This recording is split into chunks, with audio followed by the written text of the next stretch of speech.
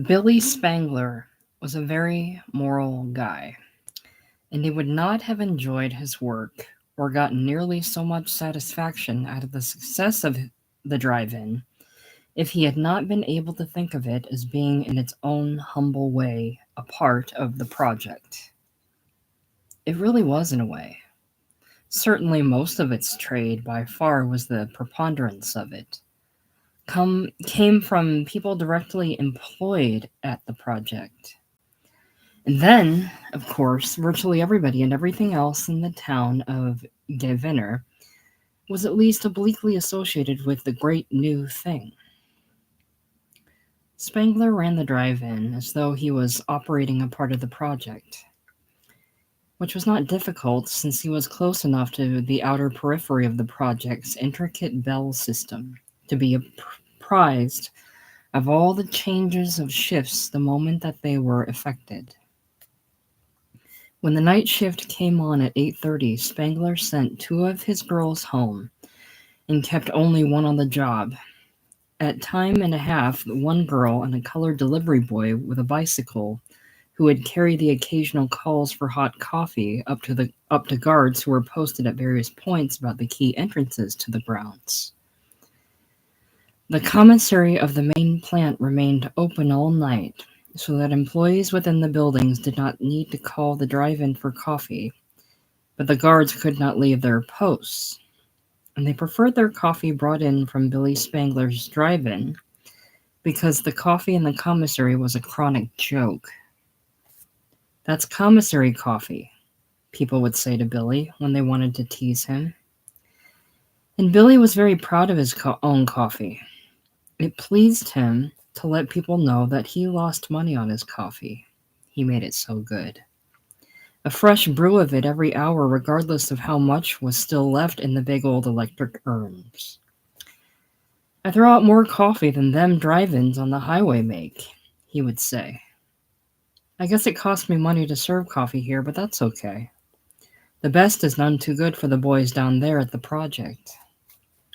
All this was said so heartily and believed so genuinely that the boastfulness was as lovable as a small boy's. Everybody loved Billy. They thought he was full of fun and a really good Joe. But don't shit around with him, though, especially not any black, because old Billy has got a load of TNT in that left arm of his, and his wiry build is a hell of a lot more powerful than it looks with clothes on. Billy had done some amateur wrestling on the Monday night shows that the Veterans Organization used to put on at the old Armory building, now torn down and being rebuilt much bigger.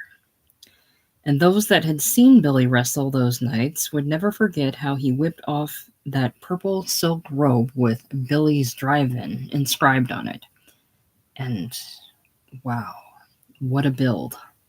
Holy Jesus, you felt like shouting the instant it was uncovered. This evening, Billy Spangler was alone at the drive-in with a new girl, whom he had nicknamed Big Edna. Not because she was really big, but because it happened that one of the other two girls was also named Edna, and was so petite that she barely missed being a midget.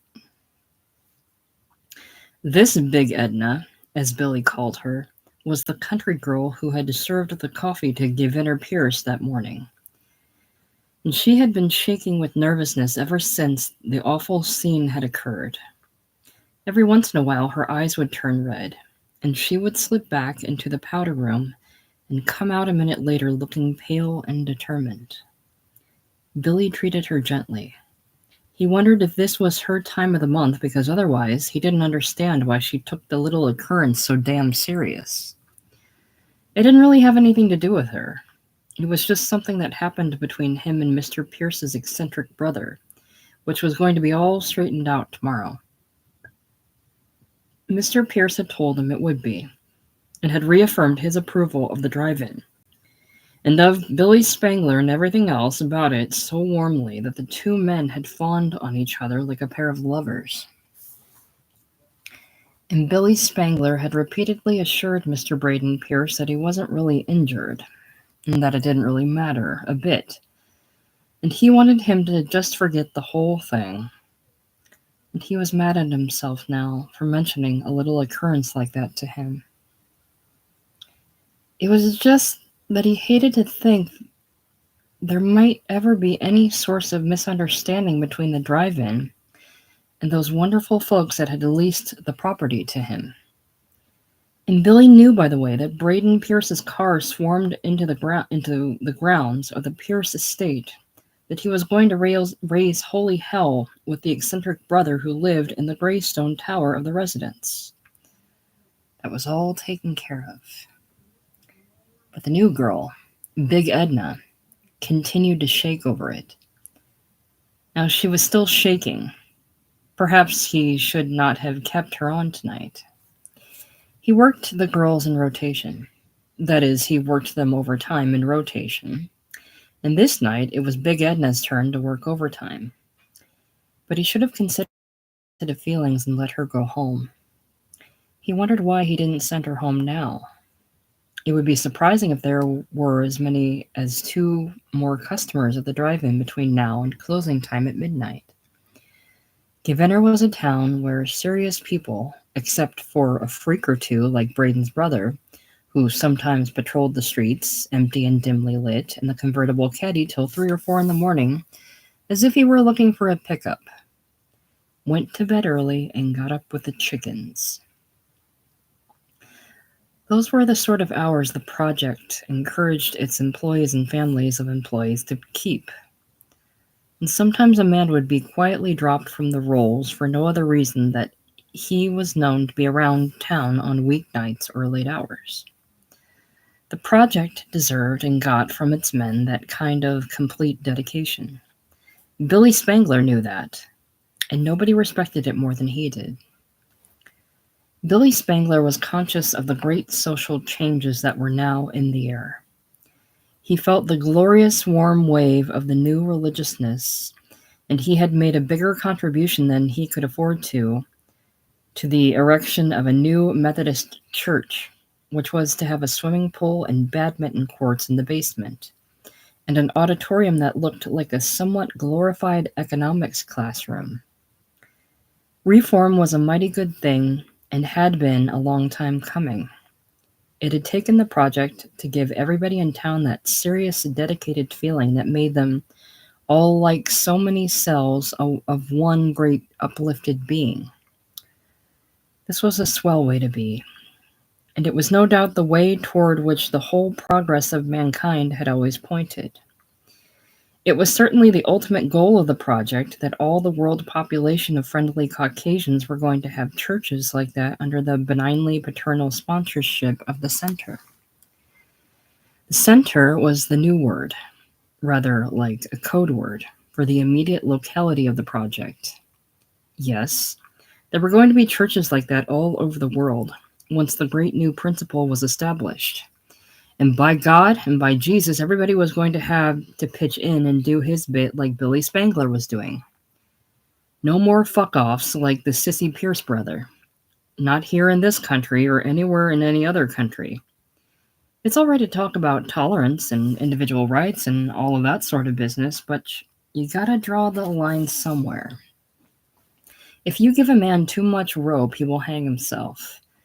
And it was the business of a Christian community dedicated to a great new thing to make sure that everybody had just enough rope to keep from being too conscious of confinement. And at the same time, not enough to tempt the weak ones or the ones that were a little unsettled to self-indulgent excesses of any description. So Billy Spangler sat on the end of the counter and watched the new girl, Big Edna, putting the apple pie slices left over from the day's business back into paper cartons so that they could be picked up by the bakery and resold at a discount. And Spangler got credit on them. This required a little bending over, and each time the girl bent over, she flushed a little. She had a brassiere on, but not a tight one, and her breasts were a good deal bigger than her age, and maidenhood seemed to call for her. Although Spangler did not talk dirty, sometimes the phrases of his rough boyhood would come into mind, such as a pair of ripe boobies. A pair of ripe boobies, he said to himself as he watched her. and the girl cleared her throat and flushed before she spoke to him, as if the words in his mind had been spoken aloud. "Now, what do I do with these here boxes?" she asked him. He told her just to leave them there on the counter. The bakery boy would pick them up at opening time in the morning. And then she said, "Will that be all, Mr. Spangler?" "Yeah," said Billy. "You can change out of your uniform now if you want to, honey." She flushed deeper than ever and nodded her head a little. Then she turned her back to him and self-consciously rooted in her purse for the key to the girls' washroom, where the girls left their clothes when they changed. Each of the girls had a key, and there were only 3 of them. Big Edna could not seem to find hers in the purse, and he could see her getting sort of panicky about it as she rooted around and still did not locate it. The trouble was that she had too much junk in the pocketbook. She was piling it all on the counter, and Billy Spangler had to laugh at her back as he saw all the stuff she had in it. Almost the whole cosmetic counter of a 5 and 10, right down to the little 2-bit bottle of scent with a colored sweet pea on it. Billy laughed at her back, but kept his eyes on her ass most of the time while she was continuing the frantic search for the key. If those garbadine slacks had been a half size smaller, by God, Big Edna could not have gotten into them with a shoehorn, and that was no lie. Billy got up off the counter, slid down off it, rather, and crossed gently over to Big Edna and laid his big hand on her shoulder. For he now perceived that the girl had started crying again, and he said to her gently, "Now, honey, you gotta stop getting so upset over nothing. That key is in there, and if you wasn't so nervous, you could find it. Now look here, now. Put all that stuff back in. Yep, that's the ticket, honey. Now give it to me, and you go in the girls' room and wash your pretty little face and have a smoke. And when you come back, I'll have that little door key in the palm of my hand. You want to bet me?" Billy did not mean to let his hand slide down the girl's back, but sometimes a hand does something like that without any plan to. It did. It slid right down her back and onto the curve of her hips, and underneath was a softness and a heat that seemed to transfer directly from that locality on her body to the frontal equator of his. And now Billy Spangler was the one who felt embarrassed and ill at ease. He flushed and turned his back on Big Edna and returned to the end of the counter with the now tightly packed pocketbook in his hand, while she stood there as if she had struck roots in this position she had been in, when his rebellious hand had made the inadmissible breach of consideration. For the hand of Billy Spangler had just now violated one of his firmest principles of conduct, which was never to take advantage of any opportunity that seemed to be offered by a female employee. In Billy's defense, it ought to be noted that he was a 27-year-old bachelor and had not been to bed with a girl since weeks ago, when the Public Relations Committee at the project had given little Eula Mayberry her train fare home. Eula had been the last survivor of the once thriving industry of prostitution, which was one of the things that the project had cleaned up in its drive to make the community worthy in every respect of the great new thing, of which it was now the center. Billy was planning to marry as soon as he found the right girl, but in the meantime he didn't want to run the risk of getting mixed up with the wrong one, because there is nothing that can bitch up a man's whole life worse than an unwise marriage can. There was ample evidence in Billy's life of the appeal that he had for bad women, and Billy believed that there were just 2 kinds of women, the good and the bad kind. And somehow it seemed like it was the bad kind that took the biggest interest in Billy. It seemed like he couldn't come near one of them kind of women without their reaching a hand out or trying to make him do it. Well, it just wouldn't do. Billy had ambitions, and matrimony was a definite part of his ambitions. He was going to find him a good little girl on a social level that was distinctly higher than his own had been. Maybe he'd have to wait 4 or 5 years for that to happen. Maybe it would not happen until after he had opened 2 or 3 more drive-ins and was an absolutely unmistakably up-and-coming young potentate of the commercial and social scene. But it was going to happen. It was bound to come. Patience and Spartan fortitude were required in the meantime. And incidentally, it was necessary to allow himself to jerk off once a week in order to keep himself from going around all the time with a half erection in those white pants to make the customers snicker. Tonight was the night for him to practice that melancholy little act of abasement, and it made him sort of sweetly sad inside, just thinking about it, knowing how much sweeter and better feeling it was to do the other thing, which there were so many wonderful chances to do. But the project called for men with characters of rock, and Billy thought of himself as being part of the project. Still a humble part of it, but one that was right on the right track to arrive someday. Through humility and obedience and Spartan control of himself, at a position of far greater eminence and much closer to the center than he now was. Billy Spangler could not keep his mind on what he was supposed to be doing with the girl's pocketbook, which was looking for the lost key. Piece by piece, and very, very slowly, he removed the contents from the pocketbook. But even if he had come across the key, it is doubtful that he would have noticed it. All the while he was listening, he heard the girl undressing in the gents' washroom, which was right back of where he was standing. And then he heard her put the toilet seat down, and then he heard the flow of her urination. And he wondered, if she had the rag on, if she were going to change it in there. But of course she wasn't going to. How could she? In the girls' washroom, they had a Kotex dispenser, but there was nothing but paper towels and toilet tissue in the men's. He wondered if she would have forgotten about that and have to try to put the old one back on or pat herself down there with toilet paper or coarse paper towels. But of course, if she was that absent-minded, she would probably have flushed the old one down the toilet when she finished peeing. Now, he heard her finish and the toilet flush, and if she had actually made that mistake, she would now be about to realize it. Billy Spangler listened. He just couldn't help it.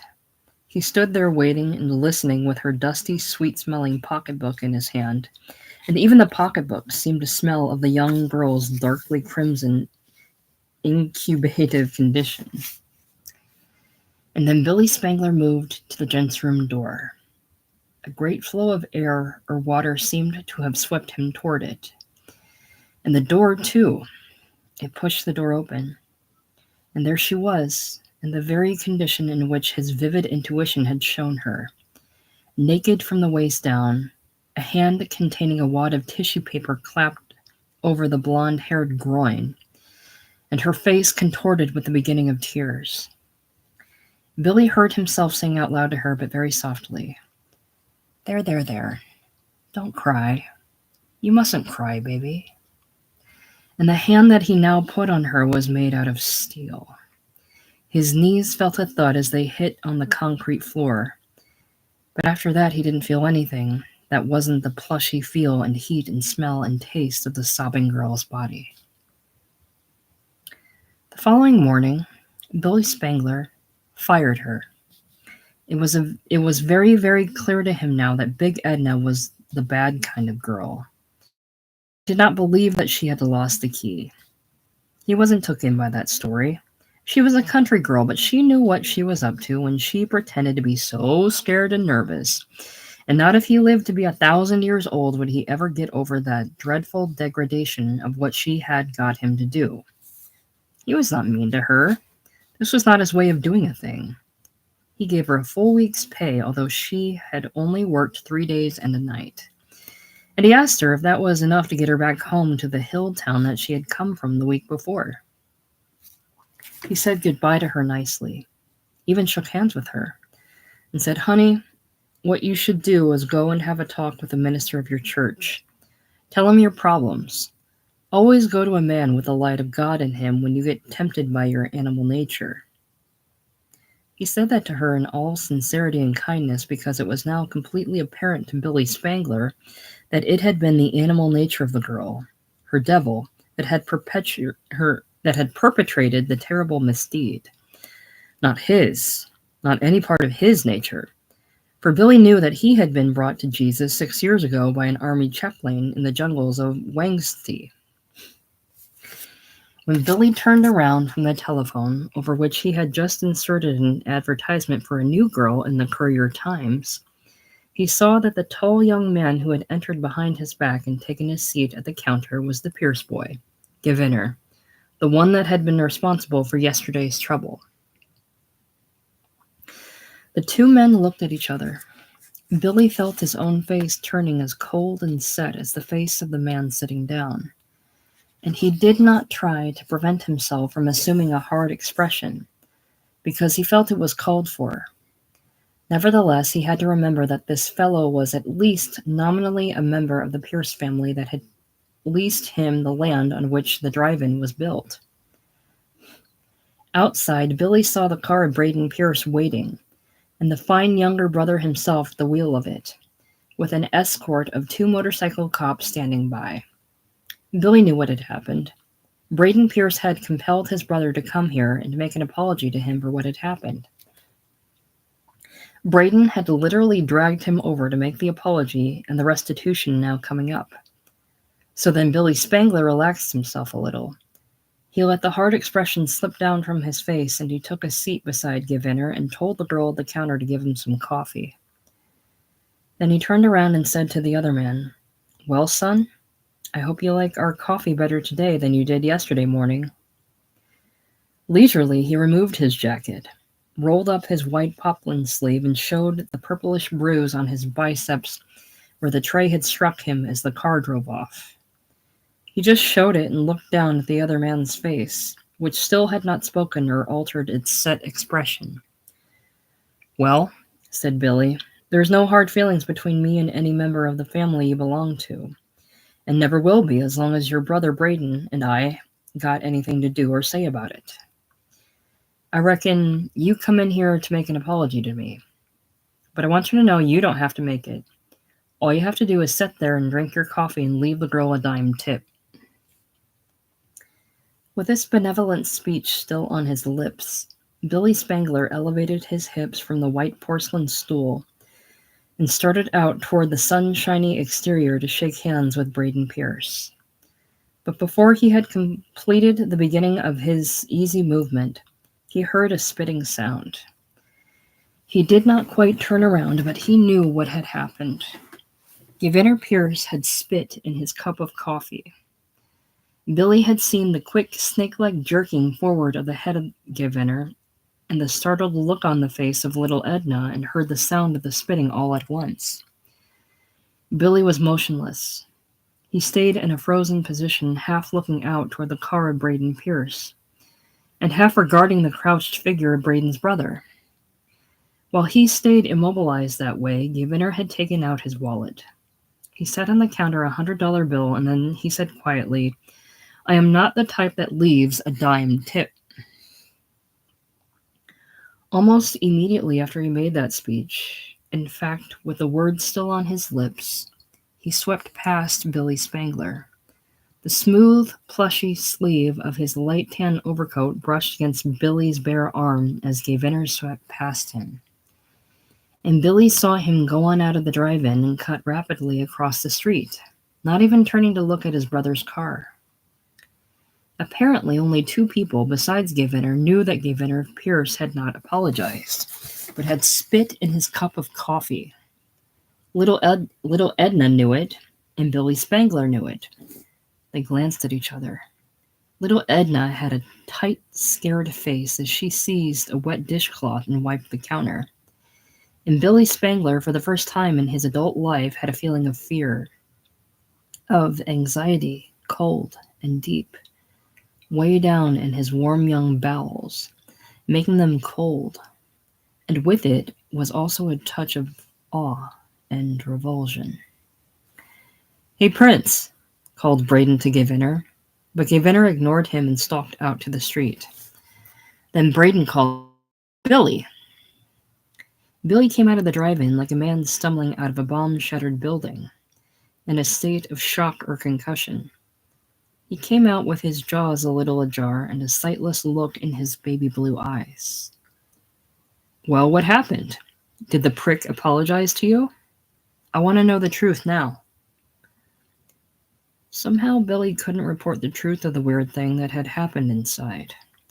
All he could do was jerk his head affirmatively and raise a hand as if saluting or bestowing a blessing.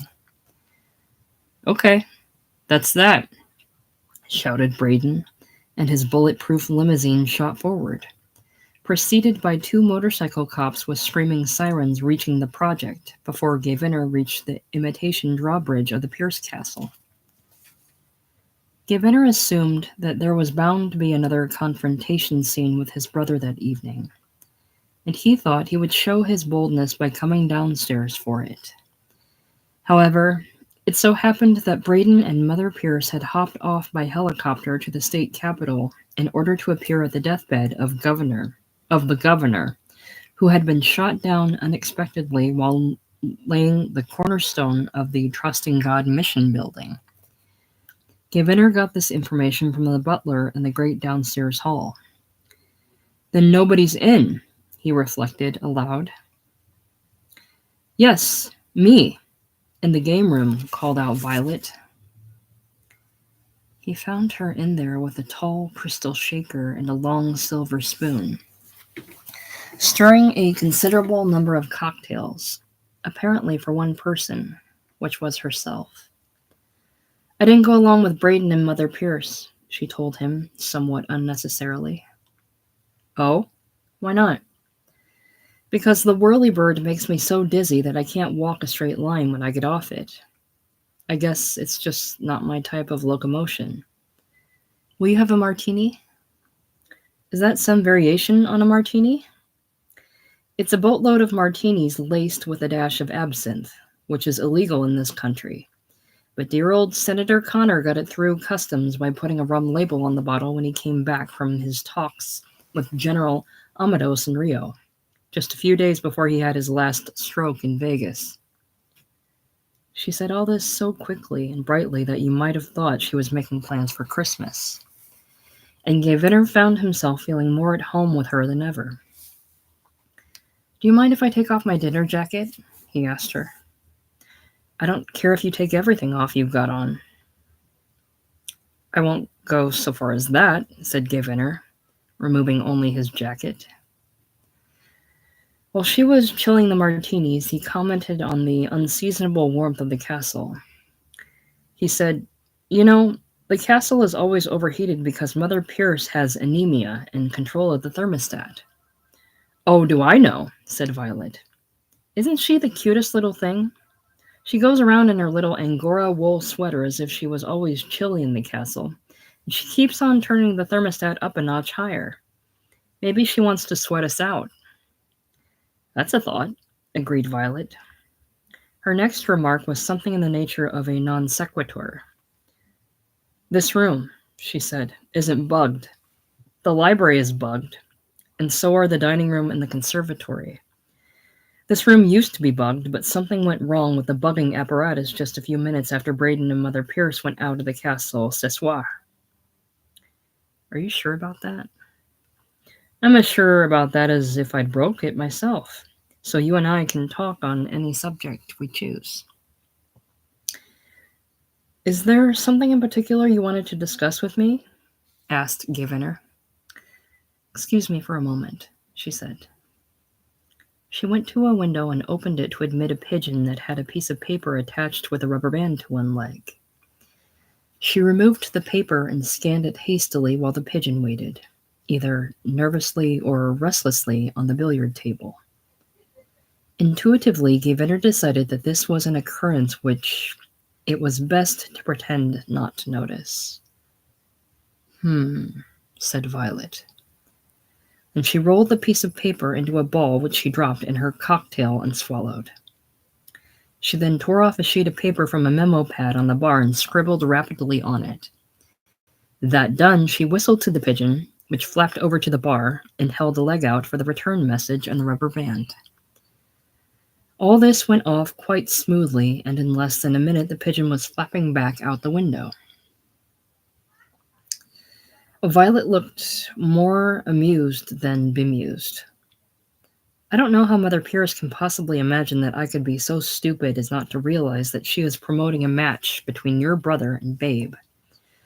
I'd be so willing to surrender Braden to Babe that if I was a licensed justice of the peace or an ordained minister of the church, I would be delighted to bind them together in holy matrimony. However, it's necessary for me to remain in the castle a little bit longer because of my appointment. Violet said Givener, "You are a very unusual girl." "Thank you," she said. "So are you." "Oh, excuse me. I don't mean a girl, I mean unusual, honey." "Where are you from?" "Oh, from a long time ago," was her somewhat mysterious answer. Then she went on talking. "The calisthenics at night," she said, "are making the skin of my body look like a boatload of orchids. And I have a funny feeling that when Braden succumbs to the attractions of Babe, he's going to look like a boatload of orchids himself. Because I think Babe, with her stomp and all, is a personality like a whole football team condensed into one single being. Why do I feel like I can talk to you so freely? Because the room isn't bugged? Oh, that isn't it. I think what it is you are some kind of a changeling. Something else. Not of this world, you know." "Thank you," said Givener. "May I ask you about the pigeon bit?" "Of course you can. I have an old school chum named Gladys who thinks that the most obvious and discreet method of exchanging messages is by carrier pigeons. Would you like her to send you a little message that way?" "What kind of message?" "Oh, she'd think of something." At this moment there was a terrific clatter in the hall that built to a climax when an unusually fat little girl bounced or bounded, or both, into the game room, and immediately began to heckle Violet. "Mommy Violet drinks too much, Mommy. Mommy Violet drinks too much. Mommy Violet drinks too much." "That's Mommy Violet's business, not yours, precious." The child stuck out her tongue at her mother and gave in her in very rapid succession, and then rushed over to the slot machine that paid off in gumdrops. She hit the jackpot at the first try and howled with insane delight. "What is the name of this strange child?" asked Givener. "Why, I don't remember. All I remember about her is that after the first look at her I got myself what they call a diaphragm and regard it as my dearest earthly possession." "Child," said Givener, "if you like candy, run up to the tower and look around for a great big box up there. It's full of marshmallows and chocolate cherries and marzipan and divinity flavored with strychnine." "Oh, goody good!" screamed the child, and clattered off to the tower without even asking what the strange words meant, having understood candy. Violet talked to Givener about the project.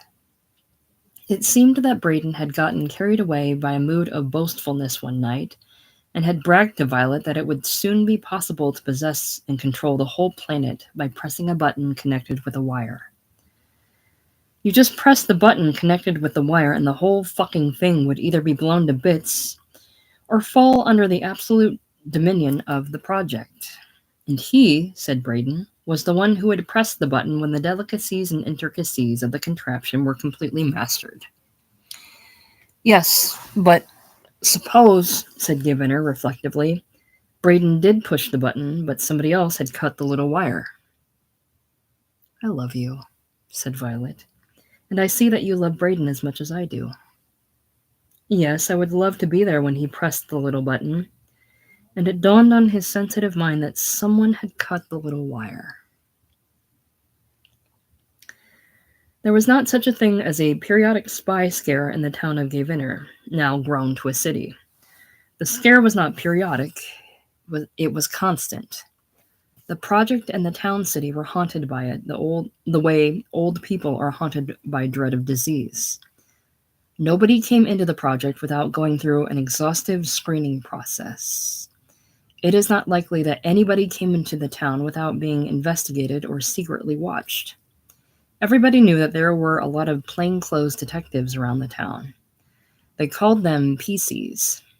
And whenever you saw somebody you didn't know standing around on a corner with an air of elaborate unconcern, you could be pretty damn sure it was one of those PCs. And if he gave you a glance, it was likely to loosen your bowels. Anxiety was the occupational disease of the project employees.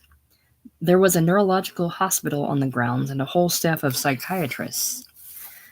Of course, as soon as a man showed signs of severe nervous unbalance, he had to be let out. But God knows how many of the men were concealing little foxes of terror under their radiation-proof uniforms and helmets. Anxiety is growing into psychosis, which they dared not speak of. The staff of doctors walked around with their hands clasped behind them, waiting for patients who were afraid to come in. Not till somebody actually broke down with the screaming memes was the cat out of the bag. And then, of course, it was too late. He was hustled out of the project and out of town and sent to what they called Camp Tranquility, which was supposedly a place of readjustment. The place did not have a very savory reputation among the project employees. There were ugly rumors about it. Rumors of people who went there and never were heard of again. At least not after the first hysterically gay postcards saying, "This place is heaven." The rumors were never completely authenticated.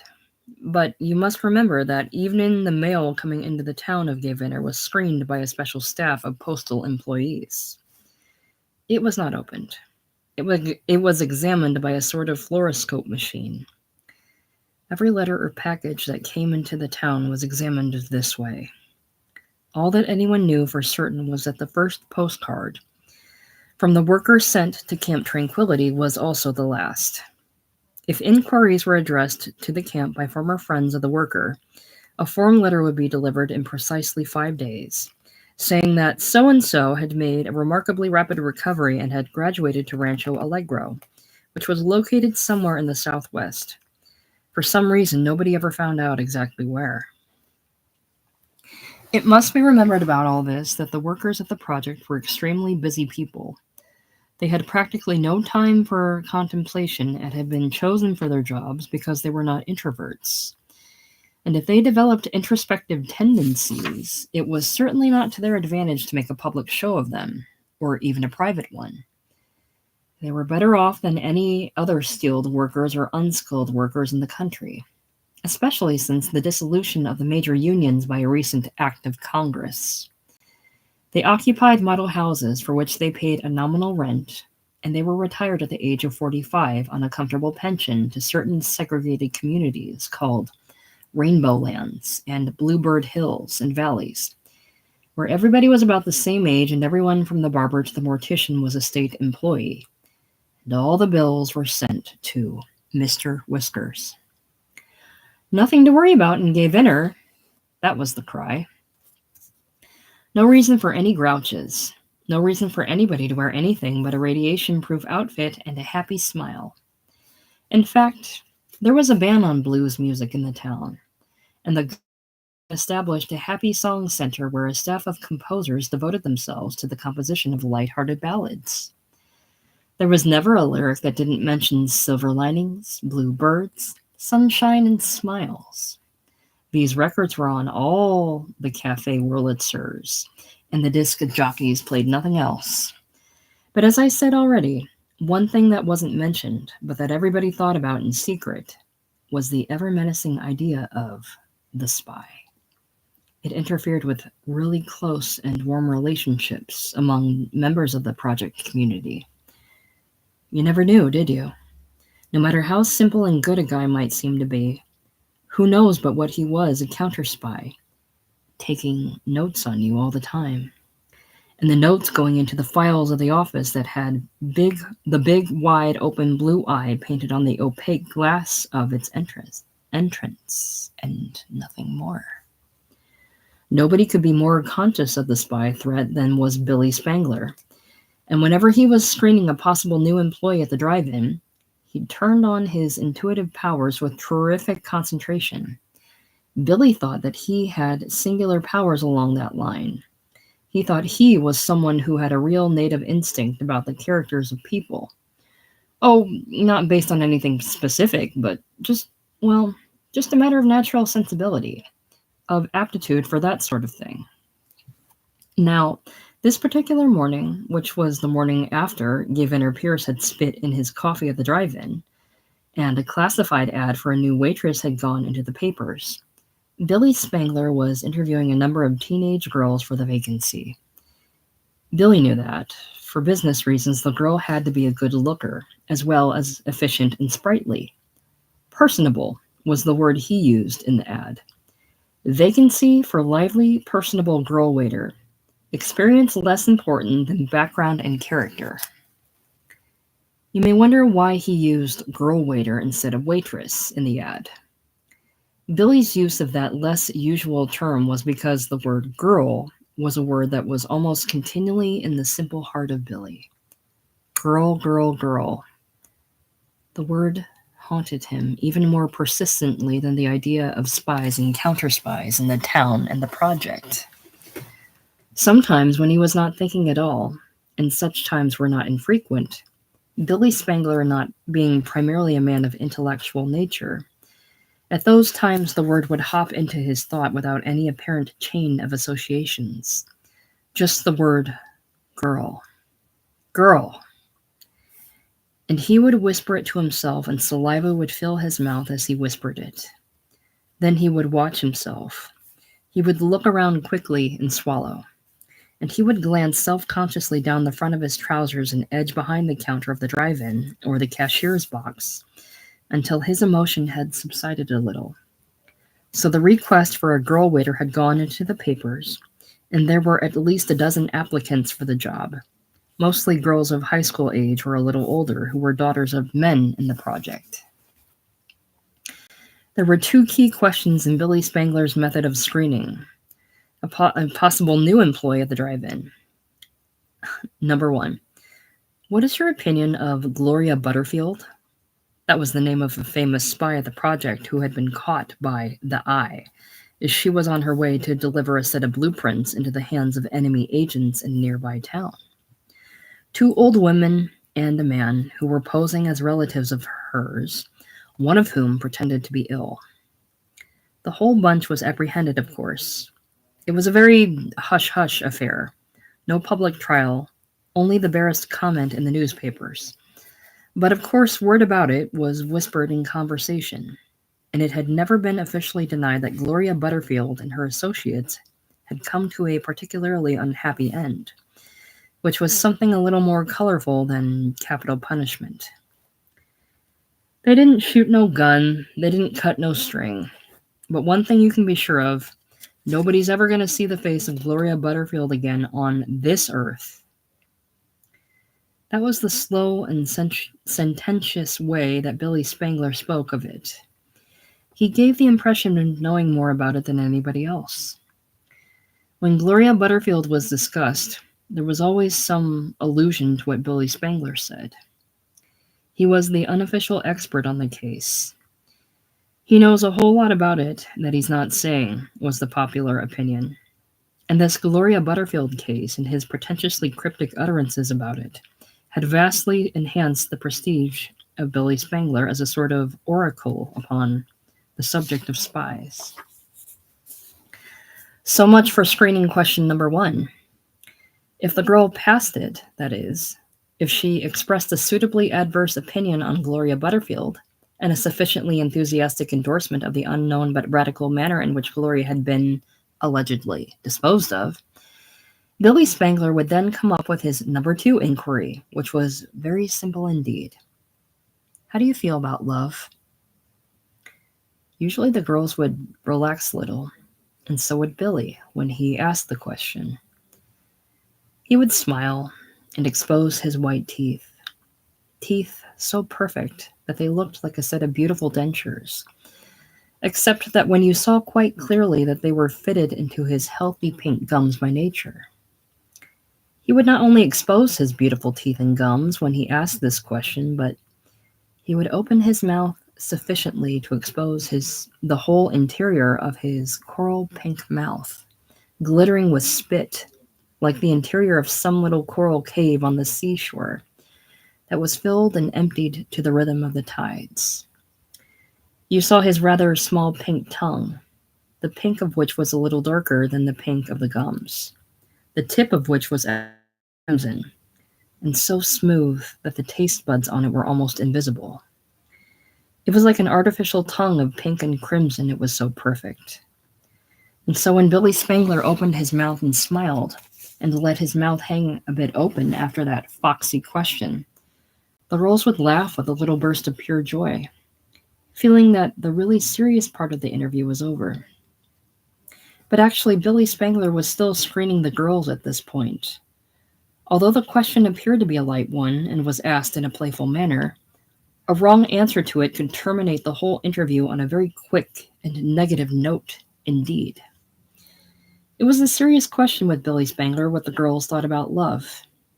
He did not want a girl who thought too much about it, nor did he want a girl who showed a neurotic antipathy to the idea of it. He wanted a girl to show a wholesomely light and joyous attitude toward it, as an abstract value, the sort of attitude that a boy has learned to expect from his mother, for instance. A clean-minded, open-hearted attitude toward love in the abstract was what he looked for. And if, when he asked that question, the girl dummied up, he would know that something was amiss and he would say, "Sorry, next girl." Now, on this particular morning, Billy Spangler was upset about things. He had not felt really well since the incident with Gaviner Pierce. And the thing that had happened that night with Big Edna had been a severe psychic jolt, although it had not ended in a moral victory on his part. That is, he had shown the firmness of character to give her the sack the next day. But this morning, the interviews had not gone well. The girls were an indifferent-looking bunch for one thing, only one of them being what you would call a real looker.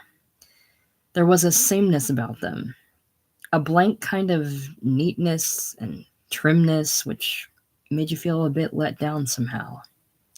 Sexiness was what they lacked, although Billy Spangler would hesitate to put it quite that way. This applied to all of the girls but one. One of them it did not apply to, not even slightly. That girl was a regular looker, a really outstanding good looker. She was personable plus, and Billy had interviewed her first of the lot. But there was something not quite right in her reaction to the number one question about Gloria Butterfield. She had betrayed no nervousness. Without a ghost of a hesitation, she had said right off that she thought that Gloria Butterfield was a thoroughly contemptible person, not only ignoble, but stupid. Stupid because she had allowed herself to be caught at her ignoble action. And she certainly deserved what she got. Any girl who would be that treacherous and that stupid deserved to be torn to pieces by wild dogs. Now, what bothered Billy Spangler was how this girl happened to make the remark about Gloria Butterfield being torn to pieces by wild dogs. Billy had never spoken of this bit of information. He knew of it from Braden Pierce, but under oath of secrecy, and only because of the extremely close buddy relationship that he enjoyed with a great man across the road. He had never breathed a word of it to anybody, and he was pretty goddamn certain that Braden would never have passed the information along to anyone else, not in the inner circle of the project. The fact that the girl betrayed her knowledge of it gave him quite a turn. He was noticeably startled when she came out without remark. He thought he covered up his surprise pretty well, but he could feel his face burning as he went quickly on to the next question. "What do you think about love?" The pretty girl's answer to that one was also just a little bit offbeat. She looked Billy Spangler right straight in the eyes, without the flicker of an eyelash, and she said to him, "Well, frankly, I have not had much experience with it, but I think the idea is great." Now, that wasn't quite the way for a girl to answer the second question. But it was not seriously wrong. It was the answer to the Gloria Butterfield question that disturbed him. And yet Billy Spangler somehow could not bring himself to dismiss the girl immediately. He knew that he should, but he didn't. What he said to the girl, to quote him exactly, was, "Stick around a little." "Where?" she asked him, and he told her to sit down at the end of the counter and have a cup of coffee and a sandwich. The girl smiled brightly and obeyed his instructions, and Billy's eyes followed her body as it moved away from him. She had on a checkered wool skirt that fitted her real close across the hips, and the hips were the shape that he had liked in Big Edna so fatally well, except that they were just a little bit smaller and possibly firmer. The breasts were even superior to Big Edna's. Ripe boobies was not exactly the word for her breasts in that shameful secret vocabulary of Billy's. No, a perfect phrase for them was a nice handful. Well, the interviews went along pretty briskly, but Billy found something wrong with each one of the other applicants. And inside of half an hour, the girl who gave the wrong Gloria Butterfield answer was the only one left of the bunch. She had finished her coffee, and she had also ordered a piece of butterscotch graham pie, which is a pie that is very rich and gooey with a crust of graham crackers. Certainly not a dessert that a girl would order if she had any apprehensions about her figure. This girl obviously had none.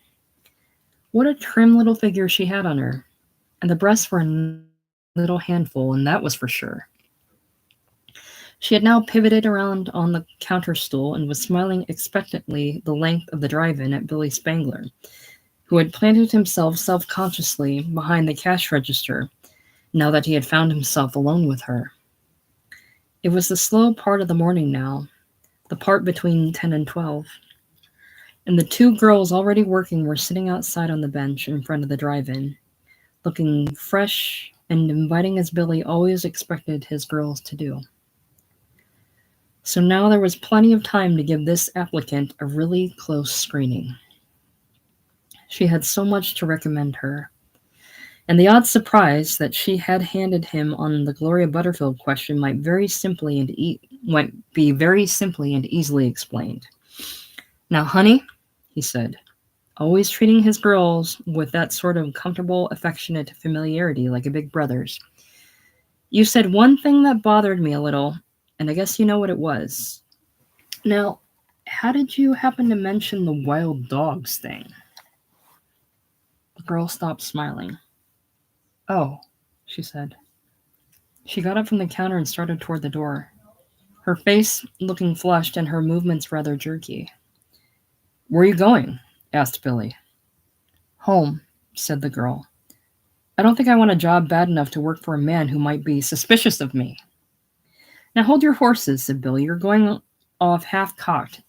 Just because I was a little surprised because you knew of something that is known by only a few people very closely connected with the project is no good reason for you to blow up and say I am being unduly suspicious of you."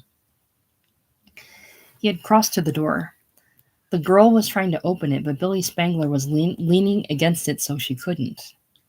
Again the girl looked him straight in the eyes. "Do you or do you not think I can be trusted?" she demanded in a sharp tone. "Trusted? Why, honey, I'd bank every cent in my possession on that smile of yours," said Billy. "That wonderful, frank, and open smile of yours and that pair of baby blue eyes. Now you let go of that door and sit back down and... Henry?" he called in to that black cook in the kitchen.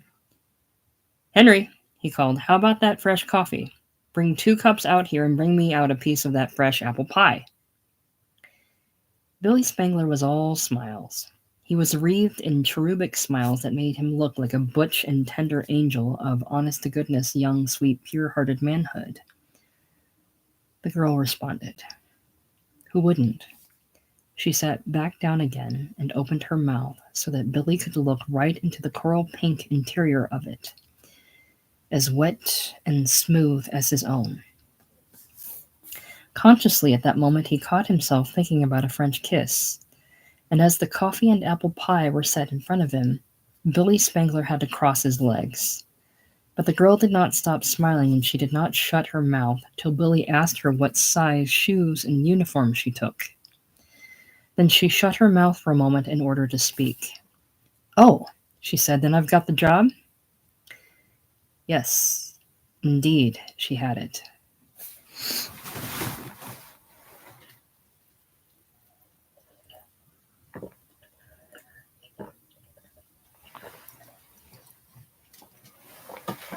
All at once, in early February, there was an outbreak of crime in the town of Givinner, interrupting a long period of such extreme orderliness that during the preceding year no misdemeanor has been committed of a nature more serious than the theft of an artichoke from a chain grocery. The first evidence of the crime wave was the discovery of a billfold that had been ripped apart and dropped at the entrance of an alley. This was like the first eruption of some epidemic pox, for within a few nights the ripped-up billfolds had increased to a score. Then to 100. The crimes were flawlessly executed. At least half of the victims were solitary patrolmen, assaulted upon their midnight rounds of the deserted downtown streets, and none of them could give a really satisfactory account of what had happened. They had seen or heard of nothing to arouse suspicion, or even particular attention prior to the knockout blow, delivered invariably to the back of the head, in some cases with such violence that the skull was fractured. "It was like a big black cat had jumped on me," one of them asserted. And from this statement was derived the name Black Cat Gang that was fastened on the criminals. The victims who were not patrolmen were workers returning home from the nocturnal shifts at the project. At first, workers and vehicles enjoyed immunity from the attacks, and consequently an order was issued that no pedestrians would be permitted on the streets of Givinner after 8 p.m. But almost immediately after this edict, a number of workers were found unconscious at the wheels of their cars, everything of value stripped from them, along the curbs of the residential sections. It was then ordered that no private vehicle should be operated at night containing less than 2 passengers.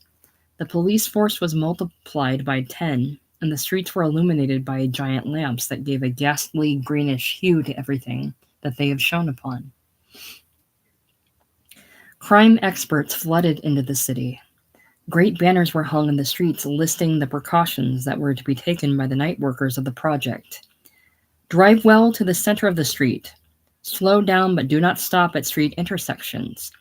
Maintain a uniform speed of 25 miles an hour in the business section and 40 miles an hour in the residential sections. Keep to the main thoroughfares wherever it is possible. Do not pick up strangers under any circumstances, etc.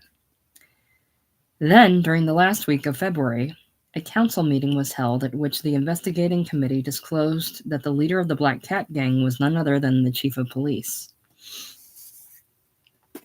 This encouraging bit of information was not released to the press, but rumors of it leaked out, and the effect on the population was rather demoralizing. Nocturnal life in the town got to be like one big continual Wild West movie, until the whole police force was sent to Camp Tranquility, and was replaced by government agents in armored cars. Then, at least on the surface, the town and the project fell back into the former well-ordered pattern of existence. A record number of religious converts were made all by the churches, and optimists in the pulpits referred to the crime wave, now under control, as the devil's last stand.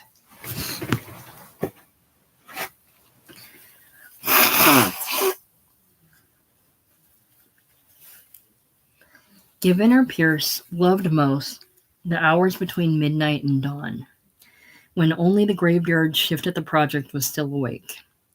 From his tower windows, with the lights extinguished, he would watch until he saw the drive-in closed, and Billy Spangler driving home in his neat little green coupe. Then Givenner would prepare to go out. He did not dress warmly. He liked the feeling of chill, which made him more conscious of the self-contained life in his body. Chill air about his limbs made them move more lightly, more buoyantly, and so he went out thinly clad. He wore no undergarments. All that he wore on his nocturnal prowlings was a midnight blue tuxedo made of silk garbadine. Before getting into this garment, Gaviner would bathe and anoint himself like a bride, standing among a maze of indirectly lighted mirrors in his shower room. His whole body would be sprayed with pine-scented eau de cologne and lightly dusted with powder. Gossamer silk were his socks, nylons of the sheerest ply, and his shoes weighed hardly more than a pair of gloves.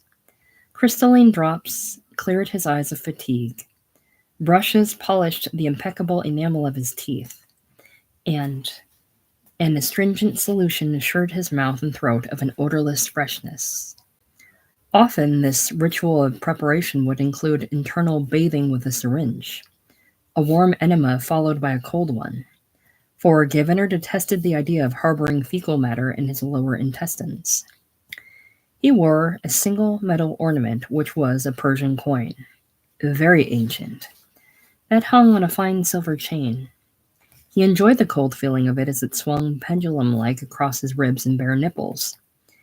It was carrying a secret, and that was something that Gaviner liked better than almost anything in the world, to have and to keep a secret. He also had the romantic idea that someday, some galactic night, he would find the right person to whom to make a gift of the coin. That person had not been found, never quite, and there was the sad but endurable possibility that the discovery would be postponed forever. But in the meantime, the Persian coin was a delicately exciting reminder of the fact that night is a quest. Once or twice, when he had only recently resumed his residence in the town, Gaviner was accosted by patrolmen and asked for identification. Now the patrolmen knew him, they knew Gaviner, and they knew Violet's caddy. They might theorize about the mystery of his prowlings, but no interference was offered. Such was the power of the name that he bore and the curiously intimidated aura of his presence. Gaviner's night prowling followed a certain pattern. At a leisurely pace, always 5 miles less than the official speed limit for the confines of the municipality, he would pass down the main thoroughfare of the town, appearing whenever he paused at a crossing to look around for somebody. All the windows and doorways were locked and lightless. Every 3 or 4 blocks he would pass a patrolman who gave him a single quick glance, full of alarm and discretion, which Gaviner boldly returned with a very slight nod, as though he were an inspector signifying a routine approval of their presence upon the sidewalks. When he arrived at the end of the main avenue, he would turn Violet's caddy, now always at his disposal, to the right, and proceed along a street of new and completely uniform cottages, which had been put up by the project. This street terminated at the athletic stadium of the high school, and there Gaviner would always stop for a while. Sometimes he would remain in the parked car close to the main gate of the open stadium and take a few puffs of a cigarette, which he would extinguish as soon as the car started off once more. But sometimes he would get out of the car and stroll to the water fountain inside the stadium. He would appear to drink, though he never allowed the water to touch his lips. Then he would stand beside the fountain a minute or two, looking about the dark stands, which were seldom quite empty. His eyes would sweep along the whole oblong of the open-air structure until the glow of a cigarette at some point would betray another visitor's presence. Gaviner would then remove from the pocket of the topcoat, never worn but carried across his arm, a white silk scarf, which he would then unfold and spread over a concrete bench that was close to the water fountain. Then he would sit down and wait. This was not in keeping with the convention of the place, for all such places have their peculiar conventions, and more often than not Gaviner would wait in vain. If he grew impatient, but was still hopeful, he would take out a silver lighter and a cigarette. He would hold the flame of the lighter before his face for a count of 10, not lighting the cigarette, just holding the flame a little away from the tip. Then he would wait a while longer, and sometimes reluctantly, fearfully, the one who had made the fire glow in the distance would emerge from the stands and approach the fountain. When this stranger had arrived within a few feet of the fountain, and Gaviner had obtained some impression of his general aspect, Gaviner would either rise abruptly and make a rapid exit from the stadium, or else he would cross to the fountain just as the stranger arrived there, and murmur a word or two as the stranger bent to drink. When this was the procedure, the following step was invariable. Side by side, moving rapidly, Gaviner and the stranger, now his companion, would cross wordlessly out of the stadium and to the parked car. The car would then abandon its former pretense of languor and would shoot rapidly through the sleeping community out to a certain road that Gaviner had known in his boyhood. A road that terminated for his purposes in the black cemetery about 2 miles out of town. And there, among the humble mossy tablets and weather-paled crosses of wood, in a certain covert among them, surrounded by winter rose bushes, Gaviner would unfold the silk scarf again to its full length and width, which gave it the dimensions of a bedsheet. Silently, never speaking, he would unclothe himself, standing immediately before the trembling stranger and staring directly and fiercely into the stranger's eyes, breathing upon his face his fragrant breath and dropping his clothes at his feet till he was quite naked. Then, finally, not quite smiling, but lowering his eyes and turning half in profile as though he, too, were suddenly abashed by the strange occurrence. Then he would murmur, "Well, am I too ugly?" Certainly Billy Spangler did not reconsider the hiring of the new girl, Gladys, but the night after he hired her was a restless night for him. He could not seem to get in the right position on his bed. The only position that seemed comfortable to him was on his belly, but that position brought the wrong sort of thoughts, sensations, and images into his mind and body, especially his body. At one point, he even found himself pushing his pelvis rhythmically up and down at the luxuriously yielding mattress, and this undeliberate action made it plain to Billy that his experience with Big Edna had weakened, temporarily, the Spartan control which he prided himself on having over his healthy young urges. He turned at once on his back and began to say the Lord's Prayer. Usually when he had a touch of insomnia, he wouldn't get past the first few lines of the prayer before he started drifting into dreamland. But this night he got all the way through it and was as wakeful as before. Finally, he realized what he had on his mind. He had maybe put himself into a morally vulnerable situation by hiring a new girl who was not just a good looker, but a spectacular beauty. With this realization, he turned back onto his belly and seemed to go right to sleep. When the new girl showed up for work the following morning, Billy was very careful to show her no special attention, no sign of favoritism. He put her right to work as if she'd been employed at the drive-in as long as the other two girls. Of course, he kept an eye on her without letting her see it. He had to see how quickly she would catch on. And it was amazing how quickly she did. You'd think she'd been a car hop at the drive-in since her first day out of a crib or playpen. She moved around so briskly in response to orders. She kept her eyes and her mind on her work and showed absolutely no sign of any kind of emotional instability whatsoever. By mid-afternoon, Billy was convinced that this new girl, Gladys, was 1 out of a million, at a conservative estimate. She was not only taking orders briskly and cheerily, but she was shouting the orders to the colored man in the kitchen with an authority of tone in her voice that made the orders come out double quicker than they would come out when shouted by Billy himself. My God, she is a goddess. That's what he said to himself about this new girl at the drive-in. And now that she had so brilliantly proven herself as the best imaginable drive-in employee, Billy felt free to express his pleasure with her.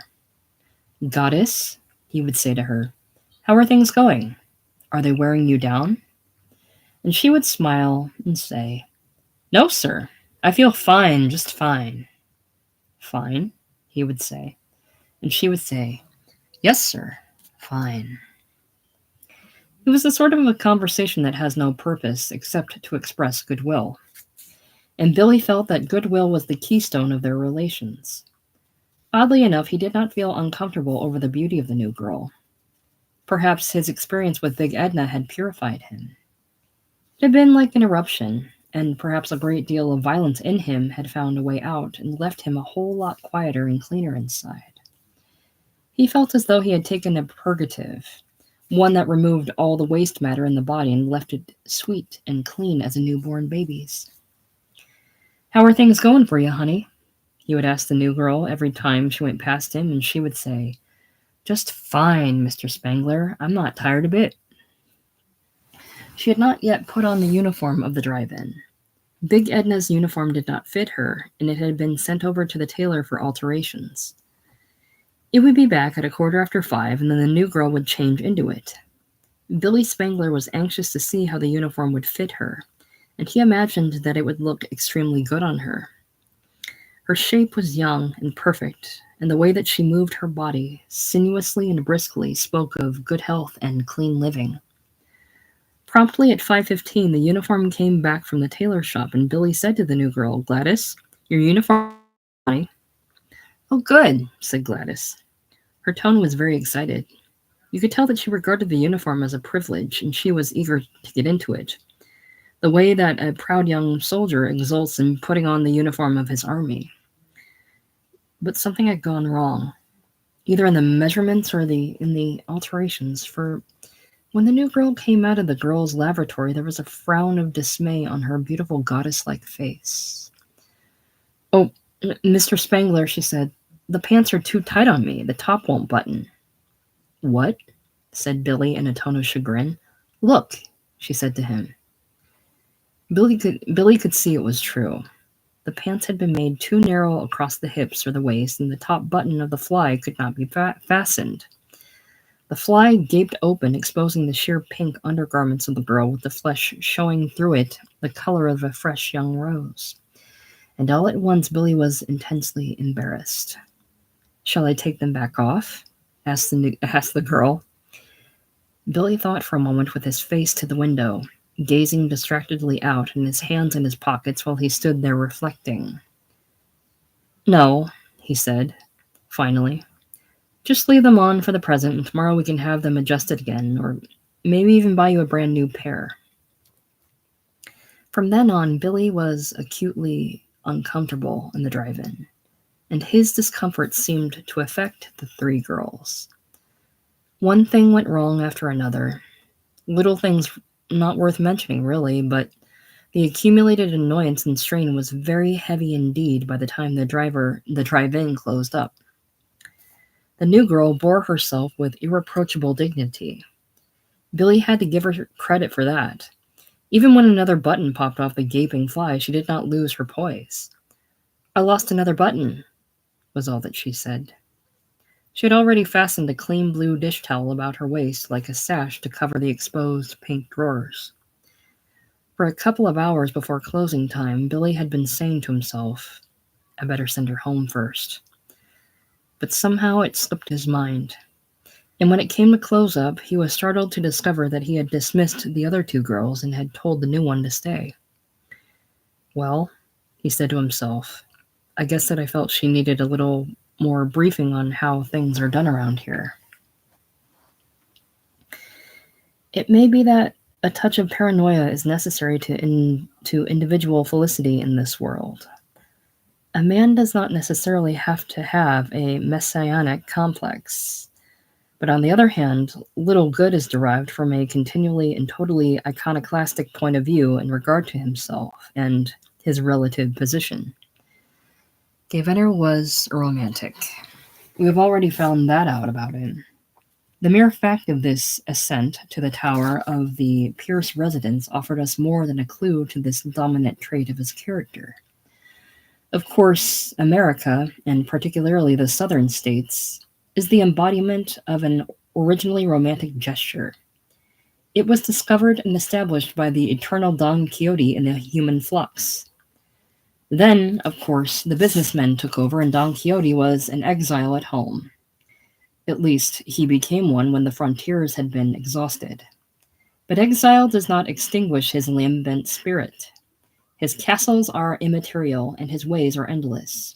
And you do not have to look into many American eyes to suddenly meet somewhere the beautiful grave lunacy of his gaze, or to observe his hands making some constrained but limitless gesture.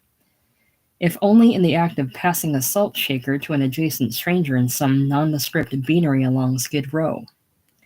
He can talk to you with quiet wisdom about the ways of the world which he has traveled in his nightly quest. He can tell you where to get an excellent piece of nookie in a city 2,000 miles removed from the place where you meet him, or he can conduct you to one around the corner. Or perhaps his pocket knife has just carved a romantically large glory hole in the wooden partitions of the depot laboratory. He is not a good worker, though he is sometimes brilliant. His jobs are not large enough for his knees and elbows, and he detests the accumulation of fat on his body that comes with sedentary employment. He gets along badly with policemen. He is much too American for them. Our police force only gets along with false and dispirited people. Broken upon the ancient wheel of Europe, Quixote de la Mancha has never been broken. The long skeleton of him is too elastic and springy. Our hope lies in the fact that our public instinctively loves him, and that he makes an excellent politician. Our danger lies in the fact that he becomes impatient. But who can doubt, meeting him returning the impulsive vigor of his handshake, and meeting the lunatic honesty of his gaze, that he is the one, the man, the finally elected? And what does his madness matter? America was built of paranoia by men who thought themselves superior to the common lot, who overlooked the ignominy of death, who observed the mysteries but did not feel belittled by them, who never paused to consider the vanity of their dreams, and who consequently translated them into actions. So perpetually Quixote travels along his steep and windy roads, encumbered by rusty armor and mounted upon a steed whose ribs are as protuberant as his own. Behind him totters Panza, bearing the overflow of knightly equipment and possibly a shade madder, by this time, than his ancient master. Sancho Panza has been elevated to knighthood in his heart, and Quixote often dismounts in order that his equerry can rest in the saddle. Democracy has been taken in stride by Don Quixote and Sancho Panza as something forever implicit in the romantic heart, which is the true heart of man. Their language has changed. It is simplified. Now a syllable suffices where a sentence was necessary once. Sometimes they may go for days with only signs exchanged between them, the elevation of a singular gaunt finger, slightly crooked at both joints, a cock of the head as it climbs into silhouette against a bank of gray cloud, the heavenward roll of the eyes, blue in the case of Quixote, dark brown in Sancho's. By silent agreement they will stop for the night, and now it is not unusual for both heads to rest in the padded crook of the saddle, nor for the weather-worn hands to intertwine in slumber. Distance and time have purified their manners. Their customs are private. Sometimes they may fall out. That too is romantic. But somehow the roads they take in different directions always manage to cross again somewhere. And at the next encounter they are bashful as girls, and each one wishes to take the smaller share of the wretched fish or chop, ceremonially prepared in honor of the reunion. And what of their deaths? They meet beyond the grave.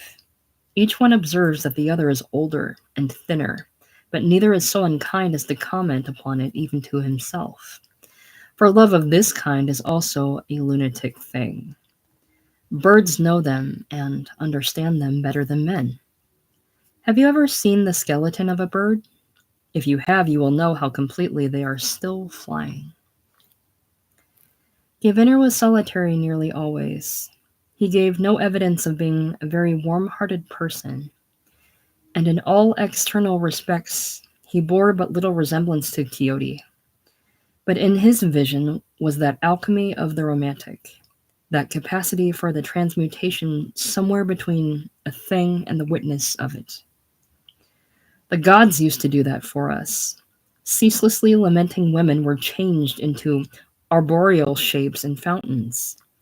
Masterless hounds became a group of stars. The earth and the sky were full of metamorphosed beings. Behind all of this, there must have been some truth. Perhaps it was actually the only truth. Things may be only what we change them into, now that we have taken over this former prerogative of the divine. It may be remembered, if it isn't forgotten, that Violet once received a message by carrier pigeon from her school chum Gladys, and that, on that occasion, she asked Gaviner if he would like to receive a message from Gladys dispatched in the same quaint manner. At that time, Gaviner could not imagine what the message might be. More recently, a number of pigeons had delivered a corresponding number of messages to the two conspirators, Violet and Gaviner, in the Pierce Castle. And Gaviner sometimes, and sometimes Violet, had sent the pigeons back with answers to their dispatcher Gladys, who was now, it so happened, employed as a car hop at the Laughing Boy Drive-In. Gaviner had even learned to swallow the incoming messages and found them not distasteful. They came in several flavors, and the importance of the message was signified by the flavor. Messages of routine importance tasted like lemon sherbet, while messages of special gravity had a licorice flavor. Of course, the important elements of these messages were not the flavors of the paper on which they were inscribed, but to avoid a premature disclosure of what was developing among Gaviner and the two young ladies. It is possible to quote the contents of a single message only. This message from Gladys to Gaviner, delivered at dusk by a pigeon white as a dove, gave him this bit of pleasantly romantic advice, if advice you can call it. "Dear pen pal and pigeon fancier," went the message, quotable at this point, "it is advisable for me to remind you that the use of the term nightly quest instead of nightly quest is not just a verbal conceit, but a thing of the highest significance in every part of creation, wherever a man in the prison of his body can remember his spirit. Sincerely, Gladys." Then there was a short postscript. "Watch the white bird returning." Gaviner watched the white bird returning. He saw it open its snowy wings, but rising straight up without moving them, as if it were caught in a sudden, sweeping updraft of wind. And it disappeared in the air as if it were changed to mist. Only a day or so after she started working at the drive-in, Gladys had taken Billy aside and told him that she was engaged in counter-espionage for the project, but that he must mention this fact to no one, including Braden Pierce. Billy believed her. He was so enamored of Gladys that she could have told him that she was God's mother and he would have believed her. But it did seem to Billy that her methods were lacking in the sort of subtlety that counter-espionage seemed to call for. She was continually putting through long-distance calls on the public phone at the drive-in, and whenever she had a spare minute, she opened a briefcase and pored over photostatic copies of blueprints. At least twice a week, she was visited by a man with whiskers that had a false look about them, and they talked together in a foreign tongue that sounded like no earthly language. And one evening, Billy was startled to see this man with the whiskers remove from his pocket a live bird and give it to Gladys, along with cardboard tags, bits of wire, and a little dog-eared book that Billy presumed was a code book. Such methods of counter-espionage seemed much too obvious to Billy. They were outdated. That night, when he and Gladys were alone closing up the drive-in, he told her about these misgivings. Gladys reassured him. "We're using these obvious methods," she said, "to disarm the enemy spies with the impressions we're stupid. And you've got to make up your mind, Billy, whether you trust me or not. You've got to make up your mind about that now. Right now, if you want me to go on operating here at the drive-in, or change to some other place." This conference took place in the little office of the drive-in, and it suddenly turned into a very intimate thing between them when she switched off the office light. Afterward, Billy had a very proud and elated feeling. He felt that something big and wonderful was about to happen, and that he, in his own humble and ignorant way, was a partisan in it, chosen to be one. Father Atchison of St. Mary's Cathedral and the Reverend Dr. Peters of the Methodist Episcopal Church had both been invited to dine at the Pierce residence on the night of Sunday, March 16th.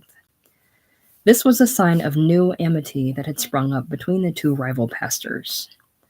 Only a year ago, Dr. Peters had been heard to say, "I'm going to break the Catholic stranglehold on this town," and Father Atchison had remarked that the Protestantism and atheism were holding open the doors to the wolves of Asia.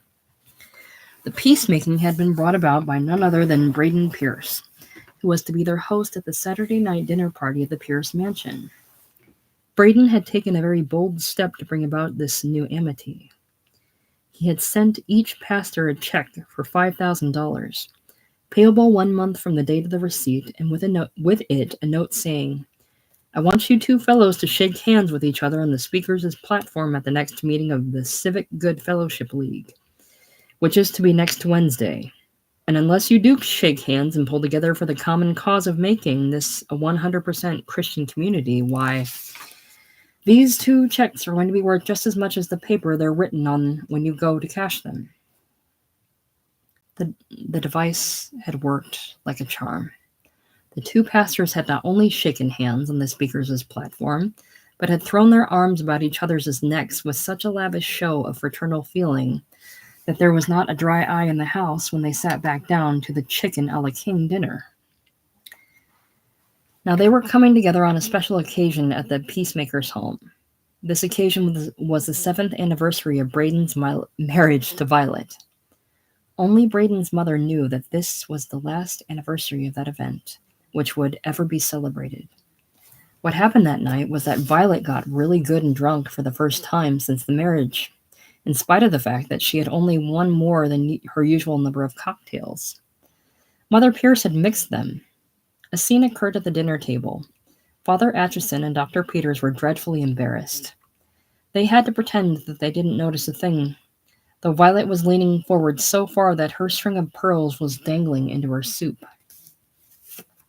Braden would now and then reach out and pinch her arm or pat her shoulders. She would sit up straight for a minute or two, but then she would slump forward again. At last, Mother Pierce rang a bell. 2 uniformed attendants came in as though they had been planted right outside the door for Violet's apparent collapse to occur. They picked her up by her legs and shoulders and whisked her out of the dining room. Only Gay Venner made any comment on the occurrence. "Violet seems to be tired." That was his comment. Then he rose from his seat at the table and said, "Excuse me, please. I'll go check her condition." Braden muttered something in the nature of a contemptuous vulgarity as Gay Venner followed Violet and her assistants out of the room. It was amazing how Mother Pierce acted as if nothing surprising or irregular had happened. She turned to Dr. Peters and started a conversation about the sad condition of her flower garden. "Last fall," she said, "my chrysanthemums withered almost as soon as they bloomed, and now my rhododendron and azaleas have turned their toes up to the daisies.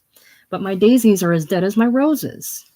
Of course, I know it's the fumes from the project, and I realize, of course, that after all, it's a small sacrifice for anyone to make for anything as big as important to all the world as the project. Don't you think so, Dr. Peters?" Dr. Peters agreed with her completely. He said that he hadn't had a real bunch of flowers on his altar in such a long time he couldn't remember how long. Then Father Atchison chimed in. "Eastern doesn't seem the same without lilies." Braden had sat in irritable silence during this exchange about the flower situation. Now he spoke up strongly. "In my personal opinion," said Braden, "it is time and past time for all people in this country, including civilians in no way connected directly or indirectly with government service, to stop thinking about their lilies and daisies and to start thinking about the many grave problems confronting the country all over the world today, and getting no better tomorrow, in my personal opinion." "Hear, hear," said Dr. Peters, and the other clergyman at the table said, "Yes, indeed," while nodding his head in vigorous affirmation. Braden continued his extemporaneous speech, expressing himself in such uninhibited language that Mother Pierce tried once or twice to catch his eye with an admonitory glance, the effect of which was so totally useless that her eloquent younger son went on expressing himself more forcefully than before. "Everyone knows," said Braden, "that before we put Stu Hammersmith in the White House, that house was occupied by a long succession of fools, one fool after another, a continual daisy chain of pussyfooting old fools without a realistic idea of a progressive nature in the whole goddamn lot of them.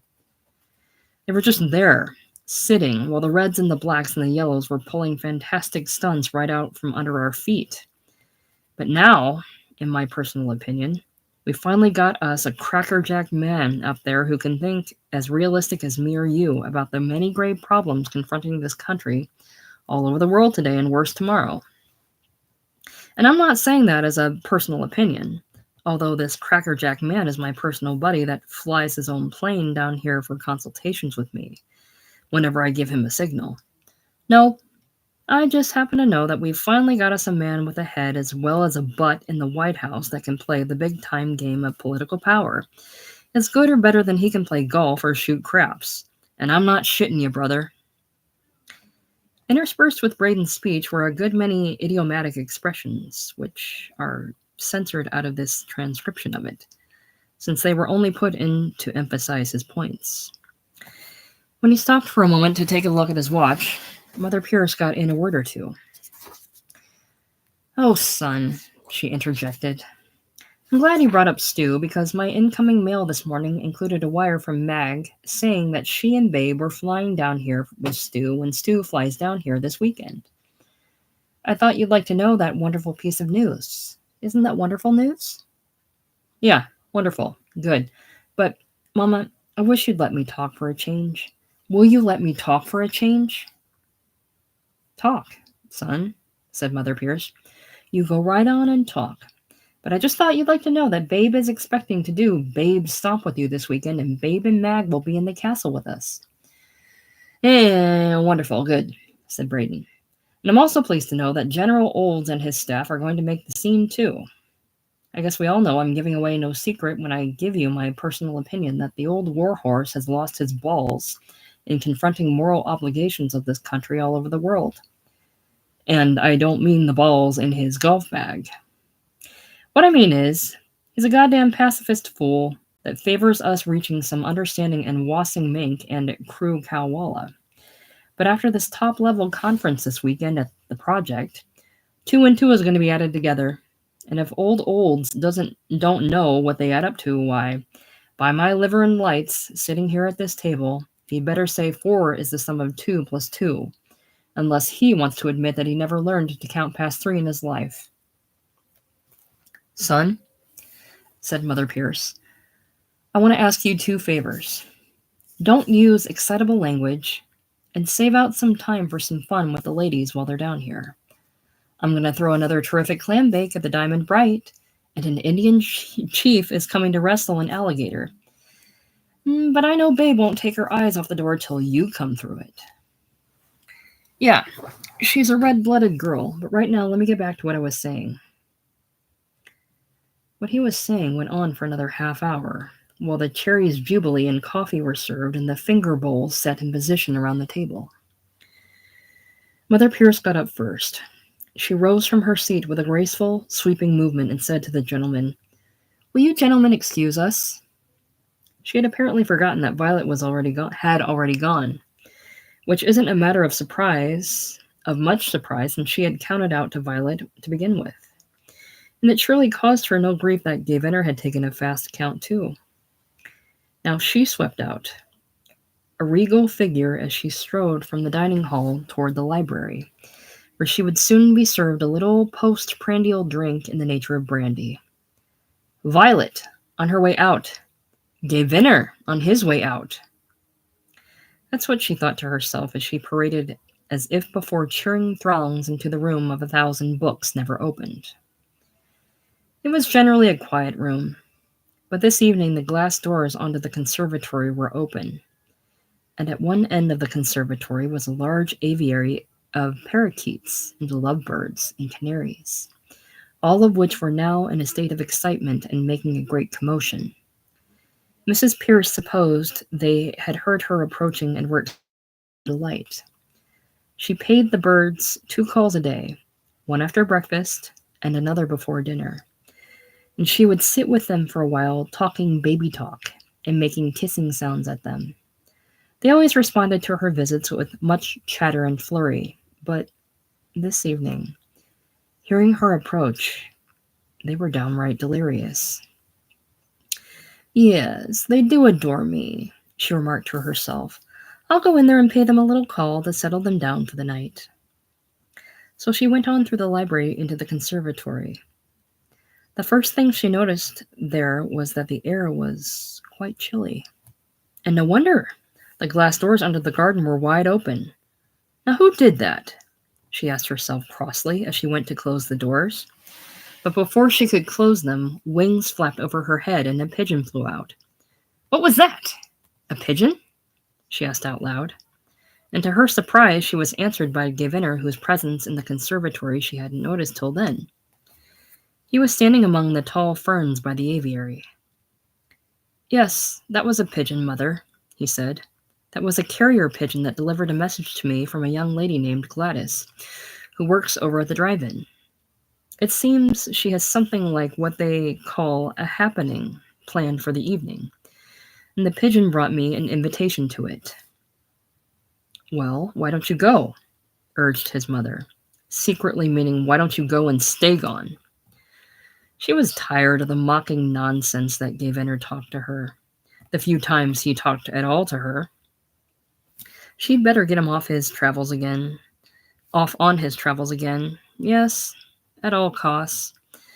But what the devil was this? She exclaimed to herself, as Violet appeared in the library, looking as sober as if she'd never heard of a martini that wasn't a bird, as if she'd never heard of a martin that wasn't a bird, and dressed as if for travel and carrying a flight bag. "Why, Violet," said Mother Pierce, "are you going too?" Violet gave her only the slightest of glances and spoke past her to Gaviner.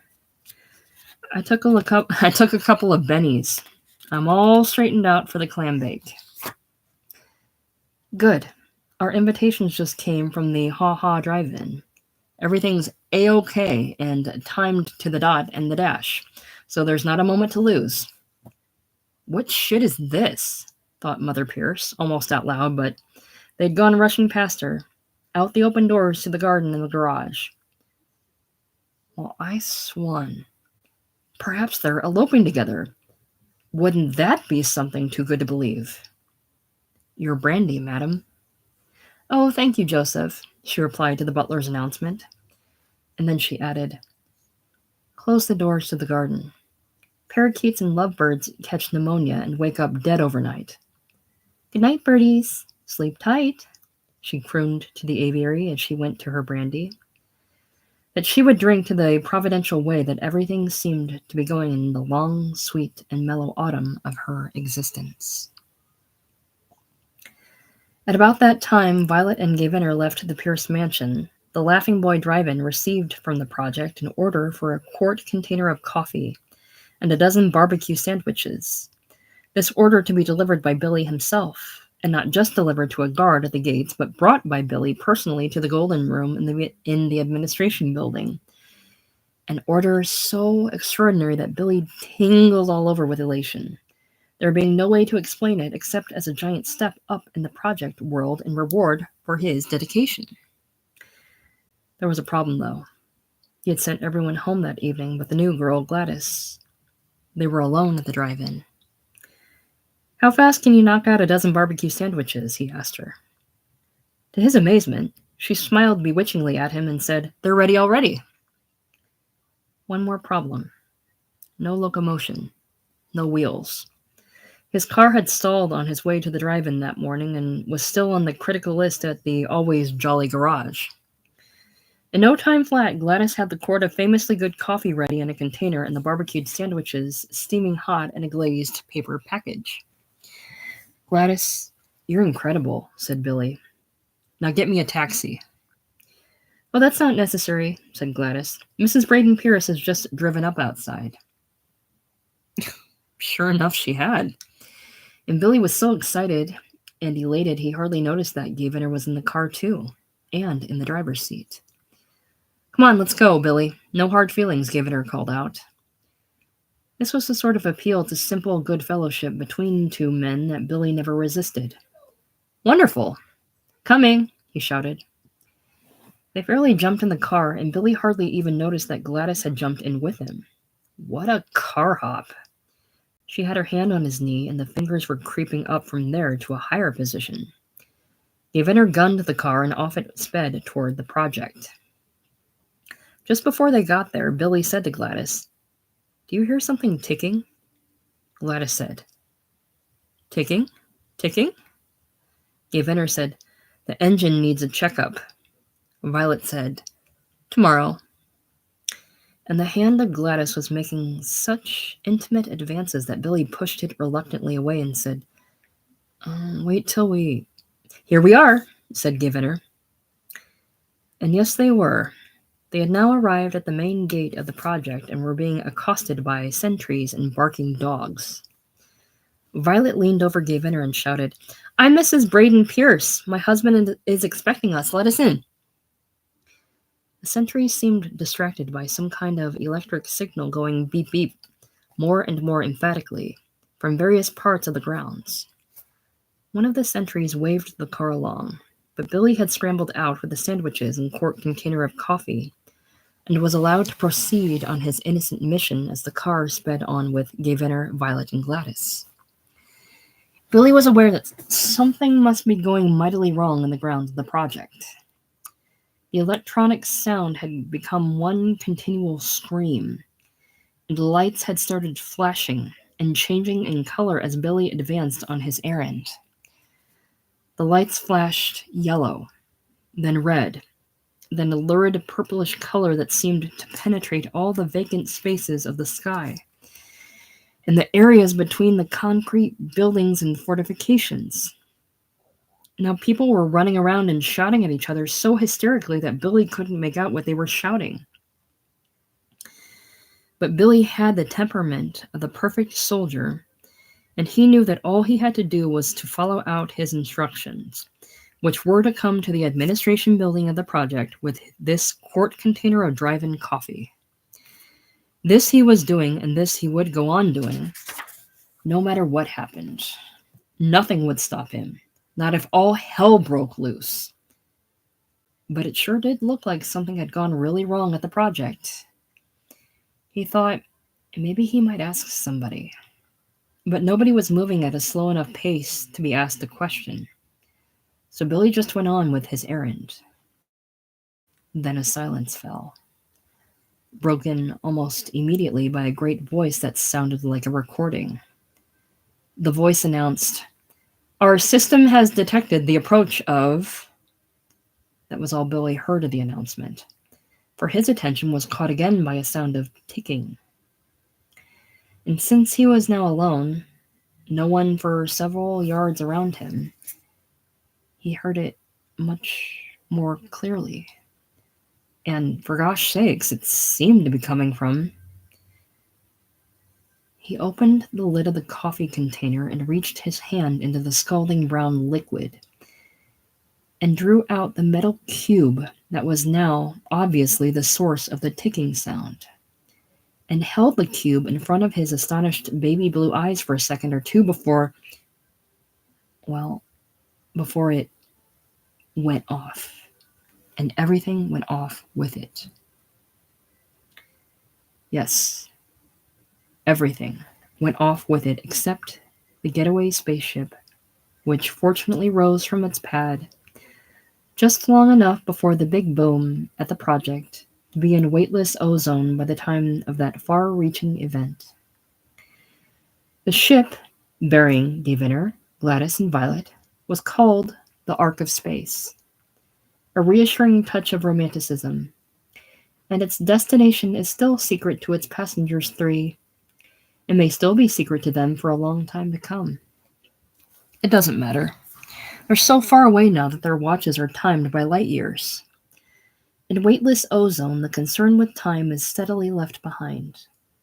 Sometimes, Gaviner strays from the cabin to the pilot's compartment, which is occupied by three astronauts in the full glitter of youth.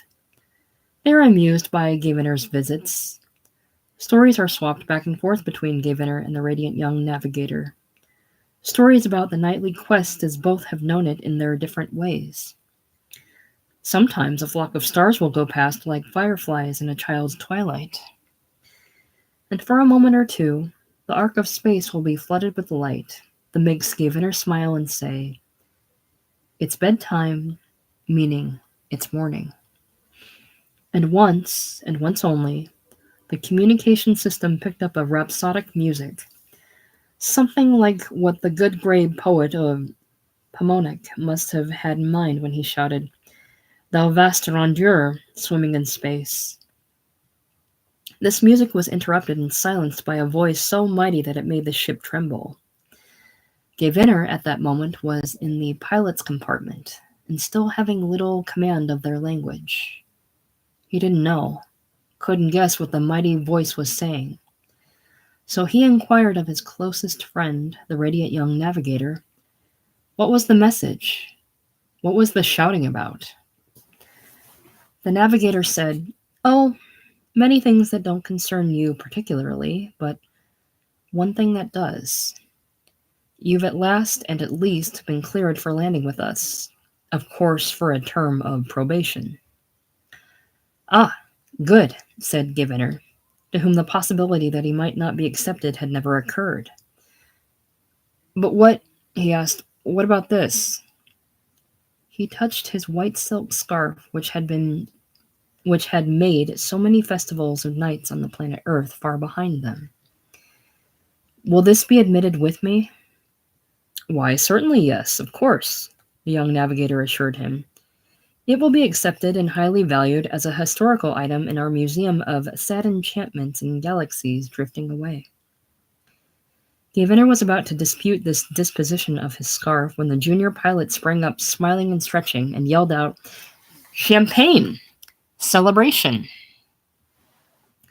Then all laughed and sang and joked together, and offered toast after toast to each other, and to the felicity waiting for them when they eventually reached the spot marked X on the chart of time without end. 1965, published 1966.